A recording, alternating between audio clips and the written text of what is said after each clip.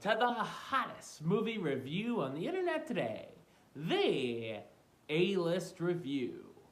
I am your host, the Game Changer, Wes Troop. And today I'm here with a review of a movie that came out a couple weekends ago. It wasn't a huge release or anything. You guys may have not even ever heard of this movie, but it was released. But I thought, I didn't see many good things about it. The trailer didn't really jump out at me or anything, so I thought when I get to see it, I'll see it. Well, ladies and gentlemen, my time has come. My review of the 2018 sci-fi action drama, it's a little bit of everything, Kin, coming up now.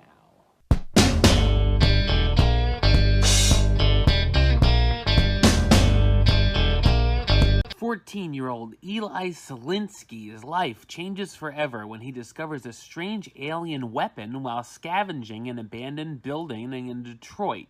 That evening, Eli's brother Jimmy is paroled out of prison and returns home to the family.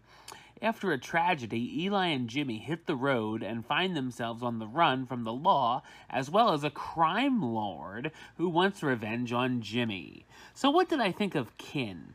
I thought it's an awful sci-fi drama. This is a movie that tries to be a number of things, whether it be a sci-fi YA ripoff or a serious family drama. It fails at practically everything it does. It also takes a lot of ideas from much better movies such as Logan and The Terminator, but gives them a much worse spin and makes us wish we were watching those other films instead. It also feels like something that should have been released in the late 80s or early 90s, and today feels more like a straight-to-DVD release or even a pilot for a television series more than a movie. We get the setup with the family drama, some of which is fine, but once it becomes a road trip movie, it quickly piles on the generic cliches. Of course, they end up going to Las Vegas and end up at a strip club, 'cause... After this, a number of lame subplots come into play that feel like they're just there to waste some time. In fact, the whole middle of the film is quite boring as it just plods along and not much of note happens. The characters are chased by villains who are either extremely forgettable or all the way to the other spectrum and are way over the top. The characters are all pretty stupid and keep making some really dumb decisions that cause them to get into even more trouble. Most of the characters, other than Eli, are not very likable, and a lot of the movie acts like a redemption story for Jimmy, but I never really felt that he earns it here. Things really go off the rails during Kin's crazy climax, where after a big twist, it almost becomes a different movie. There's also a sequel-baiting ending that feels extremely forced and is crazy in itself.